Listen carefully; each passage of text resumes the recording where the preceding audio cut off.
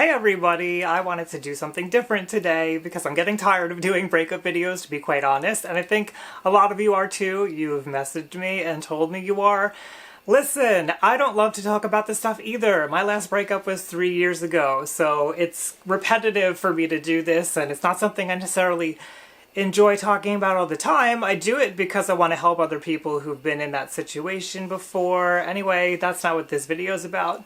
Today I wanted to talk about me, I guess. I wanted to talk about YouTubers and YouTubers who speak about mental health who are not licensed professionals. So every now and then on a video, I will get a comment about me not being a licensed professional and who am I to talk about this stuff, and I hear that, you know. I used to be a person who always believed, like, always we have to go by what science says, exactly what science says, what we know to be true, and we shouldn't just trust anybody talking about anything because they could just be making it up, and, you know, half of YouTubers are just making shit up anyway. I just made that up. And then you have a topic like mental health, right, which affects people in very personal and real ways. Sometimes people die because of mental health issues. Other people have ongoing problems for most of their lives because of mental health issues, if not their entire lives. And it's not a topic that really should be taken lightly, although I do try to make it light because this is YouTube and people primarily come to YouTube for entertainment. So I am not a licensed professional. That is a deliberate choice right now because I probably could go back to school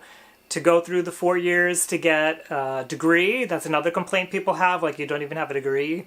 I do have a college degree, by the way, in accounting, an associate's in accounting, but I don't want to do that, quite frankly, because it's a large investment of time, a large investment of money, and it's just not something I want to do.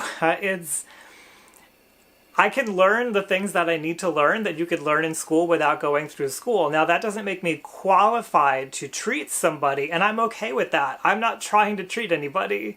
And I think that's one distinction we should make right off the bat about people who talk about mental health on YouTube, is that people are just talking about either their own lived experience, or they're helping to educate about things that they've learned about, or they're giving their opinions, and I think we should just generally know when we go to a platform like YouTube, unless somebody explicitly states their credentials, that they're uncredentialed, and take it for what it's worth. Personally, I've learned a lot about mental illness from talking with people who have the mental illnesses themselves, because when you get into things like the DSM, as I have back here, they give you very like black and white concrete terms because that's what they were designed to do, because they were designed to help please insurance companies and to have standards for research.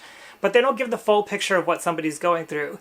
And there's a very good reason for that. It's because we don't know exactly what's going on with most mental health issues. We're learning, we're getting there, but we don't have tools that can measure the brain and the patterns that the brain goes through with different mental health conditions. And so we don't know for everything exactly what's going on. And the best we have are symptoms and what people self-report as what's going on, or what other people in their lives say are the behaviors. Now, I have gone through many mental health issues in my life. I wasn't always seeing a therapist, but I can promise you that I have dealt with personality problems, with trauma, with anxiety, with depression, with a lot of different I've had a lot of different experiences when it comes to mental illness. I haven't had every experience. I can't say that I relate to somebody with schizophrenia necessarily, but I try.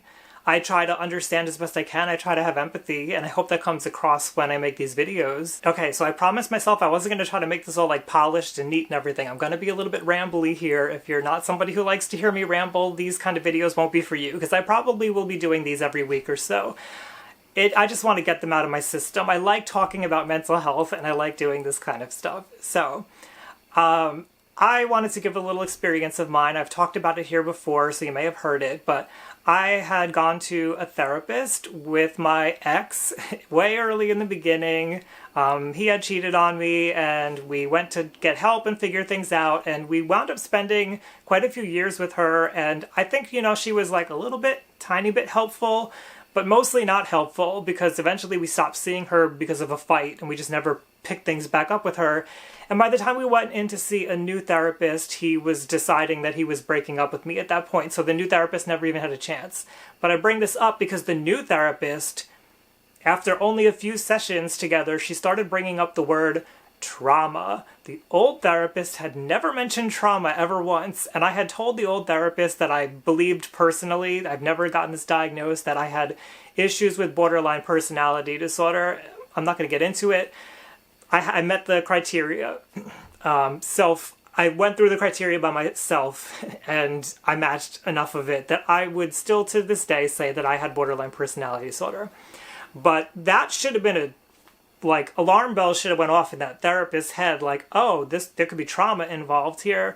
But I guess they didn't, because it never got brought up. But with the new therapist, right away, she figured out that there was some kind of a trauma component to what was going on. And eventually she referred me out to another therapist who I saw for a few sessions, and she zeroed right in on the problem.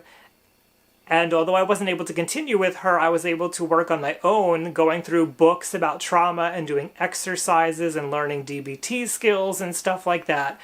And I got better. That's what this is really all about, is helping people to get better as best we can, or at least be able to manage symptoms and live their lives. So the reason that I like to bring this up is because here you had a clinically trained, licensed therapist who missed completely what the core problem was, and then you had another one who didn't. So having a license, going through the education, it means something. Don't get me wrong. I do not want to act like being exposed to the information and learning about it and having supervision and all of that, that's really important stuff. Absolutely. But sometimes therapists, they go through everything, they get their degree, they go out into the real world, and then they just think they already know how to do things, and they get used to doing things a certain way. There are requirements usually to do continuing education, but you can usually choose the continuing education that you do. You don't have to expand your mind after you get your license. So I have this little theory that a lot of people, once they get their license, they feel like, okay, now they have a job, and they do go to work and they do their job and they go home and it's just what they do, but they don't necessarily care anymore about the learning and keeping up with the research, because there's a lot of research that's constantly evolving. Even the DSM, I always like to point this out too. I believe it was published in 2013. I don't want to get it off the shelf. You can look it up yourself, DSM-5. So it's already 5 years old. That information, there's already stuff like that, it's outdated. And I don't want to knock the DSM either, because we do need standards and we do need to have a common language and a common understanding of disorders and symptoms and all of this stuff. But I would like to see people in general, when we talk about mental health, and I like to see professionals especially, to recognize that it's constantly evolving, our understanding, and what we know today might change tomorrow, and the ways that we look at things and diagnose things and talk about things, they need to be updated, because we are continually moving forward. And if we get stuck in the language of the 1930s, of the 1950s, of the 1970s, of the 1990s, or the 2010s, we're still using old information. Now, obviously, no one person can possibly keep up with all of the changes, and that's why I like YouTube, and I like people talking about their experiences, because somebody may have seen a therapist who's on top of their game when it comes to bulimia, and that person is sharing a key insight that therapist had in session to an audience on YouTube, and then it gets everybody watching and thinking about, is that right? Is it wrong? Where do I think about this? How do I feel about this? And then it starts a discussion, and the discussion gets more people talking, and then hopefully everybody talking starts to get us looking at, well, what's the real issue here? What is the correct way to look at things? Or what is a better way to look at things? What is the most helpful to the patient? Can we focus on that, please? Something that always bothers me is narcissistic personality disorder. Everybody online has an opinion about a narcissist and what a narcissist is and what they look like and what they do, and there's a lot of old, outdated stereotypes about it. Something that drives me crazy is even in the DSM, it says that they lack empathy. It's clearly not true. If you watch any researchers on narcissism, Otto Kernberg, Elsa Roningstam, for example, you'll see that they say that there is an impaired sense of empathy, and it may seem like a small difference, but it means something, because if somebody recognizes that they have narcissistic personality disorder, and wants to change, but then they go online and they see everybody talking about what a horrible person a narcissist is and how they never change and they never feel empathy. Like, what do you think that person's gonna do? They're gonna feel like it's hopeless and they're not even gonna want to change anymore. And I've seen articles about narcissists that are very stigmatizing written from professionals, and this bothers me. So I personally feel like YouTubers should be free to express whatever they need to express. Now, if you have a problem with what I or anybody else is saying, that's okay. You're allowed to express that too. But generally for me, for example, I don't want to have to cite research in every single video I do. It's exhausting, it's tiring.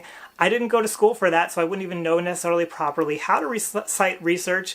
Sometimes I do though, and sometimes I put it in the bottom of videos. A lot of times I don't, because I'm not trying to be an academic. I'm not trying to be a researcher. I'm just trying to get you to think about your own experience, about the experience of others, and really my goal is to help you to feel empathy for people who have illnesses, whether they have the same illness as you or they have something different, or I don't know, just shift your perspective in things. Now, all of that being said, use your own judgment here. Obviously, in my opinion, we trust research first, peer-reviewed research, preferably meta-analyses.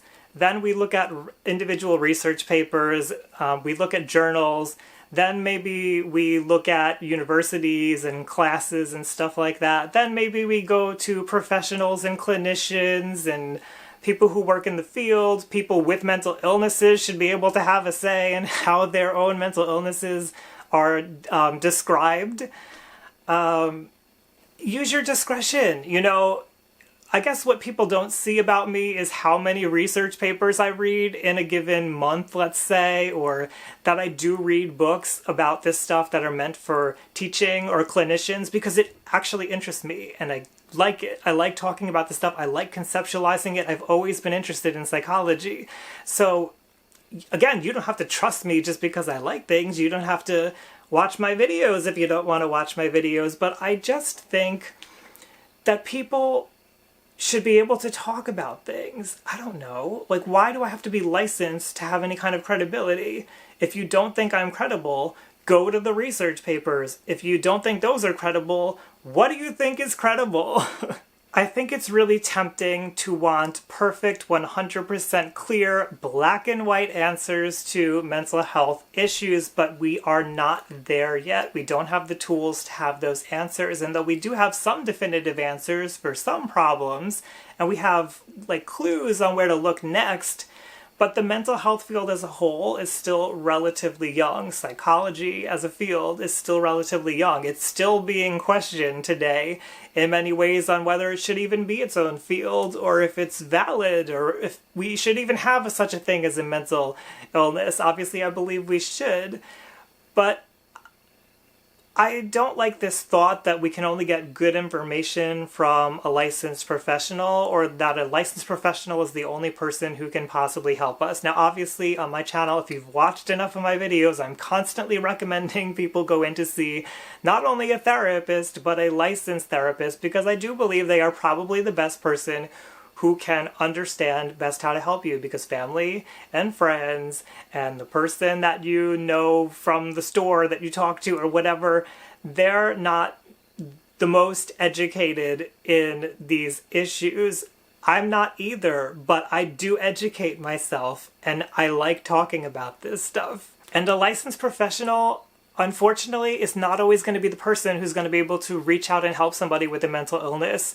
Sometimes some mental illnesses or personality problems or whatever, people just don't like authority figures, and no matter what, if they are going in to see a therapist, right away they're triggered, they don't want anything to do with it, and they may just avoid it altogether.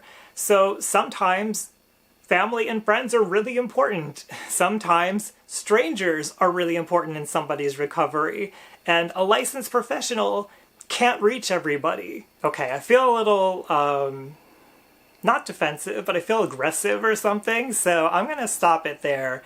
I don't know, what do you think about all of this? Is it okay for people who aren't licensed to be talking about these things? What's your opinion on all this? Because I've always felt like, okay, there's other YouTubers, for example, who have thoughts about things and opinions about things that I don't like. There's been some mental health YouTubers that I have resisted getting to know because I watched a video or two of theirs and I was like, oh, I don't know about this. This doesn't sound right to me.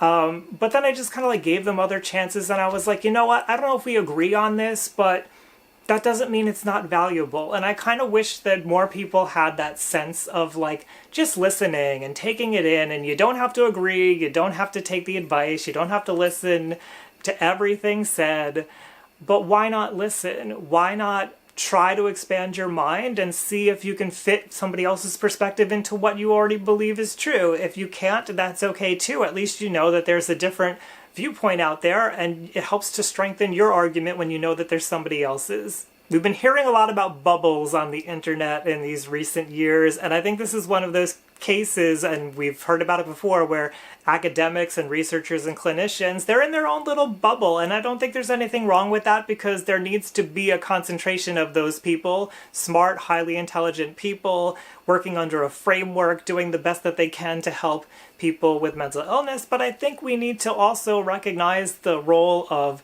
peer support and people with illnesses and everybody else in this ecosystem. Everybody's valuable. So if you only want to listen to a licensed professional be my guest, they're a great source of information. They have been trained. I think that's important, but my opinion is let people speak. What's your opinion?